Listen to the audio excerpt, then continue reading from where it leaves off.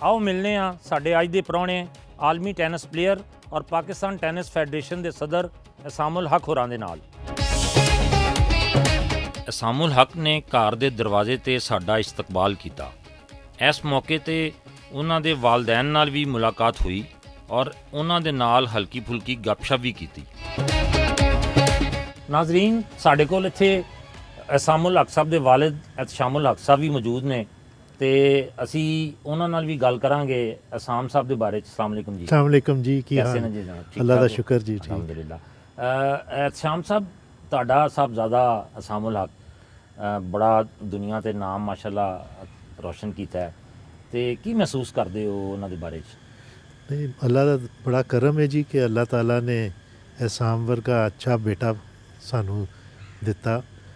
ते माशाअल्लाह जिस तरह उन्हें अपने मुल्क का ते खानदान का नाम रोशन किया, जिन्नी जिम्मेदारी दे नाल कीता है, जिन्ना शुक्र करिए उन्ना घट है जी। ਤੇ ਇਹਨਾਂ ਨੂੰ ਇਸ ਟੈਨਿਸ ਵਾਲੇ ਪਾਸੇ ਲਿਆਉਣ ਚ ਤੁਹਾਡਾ ਵੀ ਕੋਈ ਬਹੁਤ ਜ਼ਿਆਦਾ ਹੱਥ ਹੈਗਾ?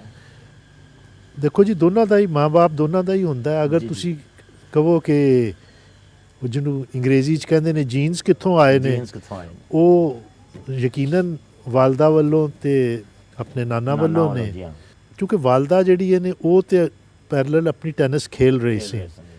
ਤੇ ਉਹ ਜਿਸ ਵੇਲੇ ਕੋਈ 12 ਸਾਲ ਦਾ ਸੀ ਤੇ ਉਹਨਾਂ ਨੇ ਕਿਹਾ ਕਿ ਇਹਨੂੰ ਥੋੜਾ ਟੈਨਿਸ ਦਾ ਤੇ ਹੁਣ ਕਰੀਏ।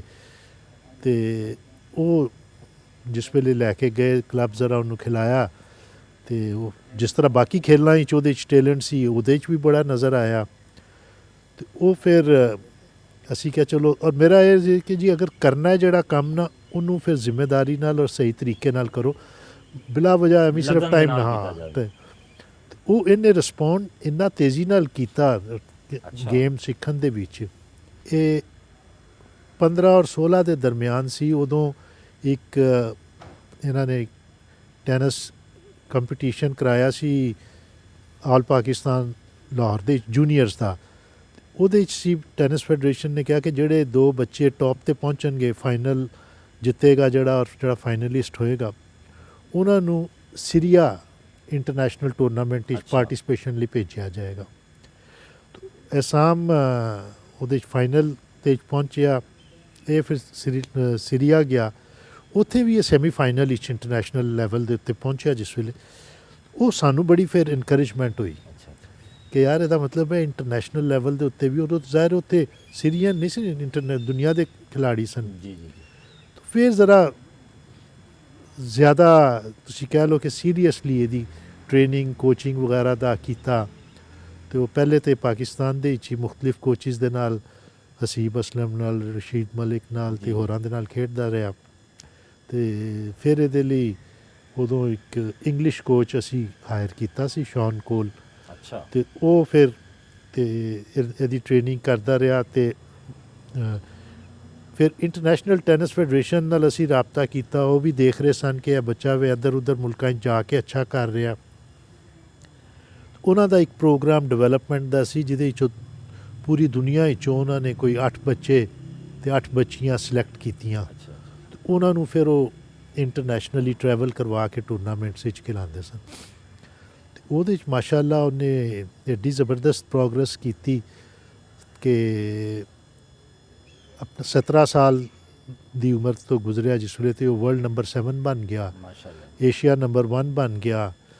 ਔਰ ਇੰਟਰਨੈਸ਼ਨਲ ਟੂਰਨਾਮੈਂਟਸ ਵਿੱਚ ਇਹਨੇ ਮਤਲਬ ਅਮਰੀਕਾ ਦਾ ਨੰਬਰ 1 ਐਂਡੀ ਰੋਡਿਕ ਹੁੰਦਾ ਸੀ, ਉਹਨੂੰ ਵੀ ਹਰਾਇਆ ਜੂਨੀਅਰ ਵਿੱਚ, ਜਿਹੜਾ ਬਾਅਦ ਚੋਂ ਵਰਲਡ ਨੰਬਰ 1 ਬਣਿਆ।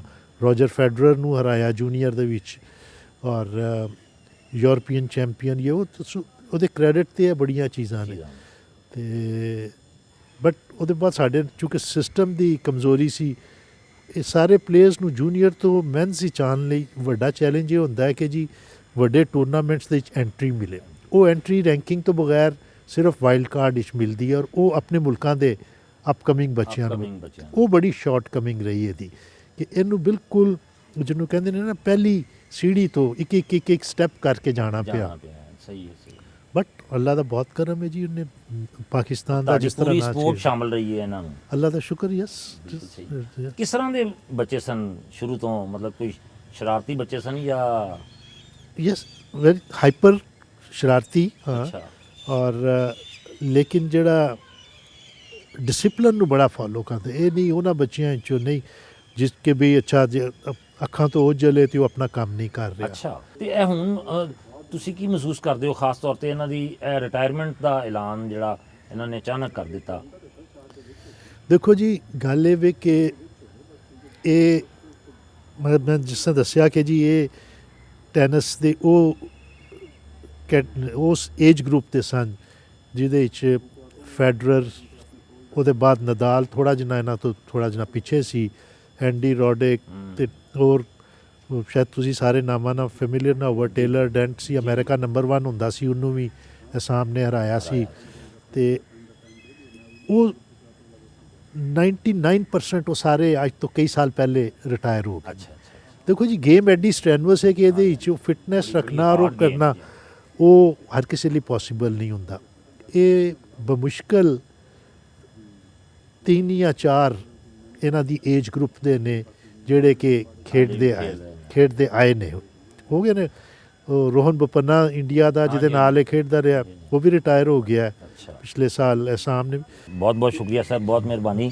ਔਰ ਸਾਡੀ ਦੁਆ ਹੈ ਕਿ ਜਿਹੜਾ ਸਿਲਸਿਲਾ ਸ਼ੁਰੂ ਕੀਤਾ ਇਹਨਾਂ ਨੇ ਇਹਦੇ 'ਚ ਵੀ ਇਹਨਾਂ ਅਲਾਮੀਆਂ ਇਹਨਾਂ ਨੂੰ ਕਾਮਯਾਬੀ ਤਾ ਫਰਮਾਏ। ਬਹੁਤ ਸ਼ੁਕਰੀਆ ਜੀ।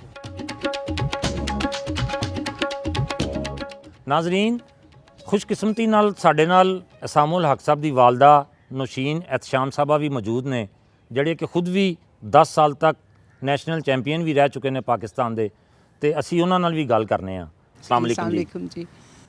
ਅਸੀਂ ਪੁੱਛਣਾ ਚਾਹਾਂਗੇ ਕਿ ਅਹਿਸਾਮ ਸਾਹਿਬ ਤੁਹਾਡੇ ਬਰਖੁਦਾਰ ਨੇ ਔਰ ਬੜਾ ਦੁਨੀਆ 'ਚ ਨਾਮ ਹੀ ਬਣਾਇਆ ਮਾਸ਼ਾਅੱਲਾ, ਤੇ ਕੀ ਮਹਿਸੂਸ ਕਰਦੇ ਹੋ ਇਹਨਾਂ ਦੇ ਬਾਰੇ 'ਚ? ਕਿਸ ਤਰ੍ਹਾਂ ਦੇ ਬੱਚੇ ਨੇ ਇਹ?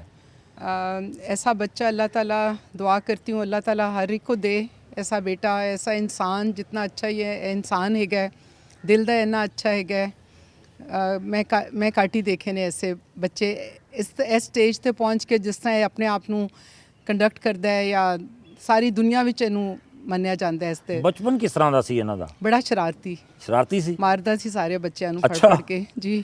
ਤੇ ਤੁਹਾਡੇ ਕੋਲੋਂ ਮਾਰ ਵੀ ਖਾਦੀ ਫਿਰ ਕਦੀ? ਮਾਰ ਪੜਦੀ ਸੀ। ਅੱਛਾ ਜੀ ਸਹੀ ਹੈ। ਡਾਂਟ ਦੇ ਵੀ ਸੋ ਬਹੁਤ ਜ਼ਿਆਦਾ। ਡਾਂਟ ਔਰ ਮਾਰ ਉਹ ਤੇ ਨਾਲ ਚੱਲੀ। ਤੇ ਪੜ੍ਹਾਈ 'ਚ ਕਿਸ ਤਰ੍ਹਾਂ ਸਨ? ਬਹੁਤ ਆਲਾ। ਇਹਨੇ ਮੈਟ੍ਰਿਕ ਵਿੱਚ 709 ਨੰਬਰ ਲਿੱਤੇ ਸਨ ਮਾਸ਼ਾਅੱਲਾ, ਕੋਈ ਟਿਊਸ਼ਨ ਦੇ ਬਗੈਰ।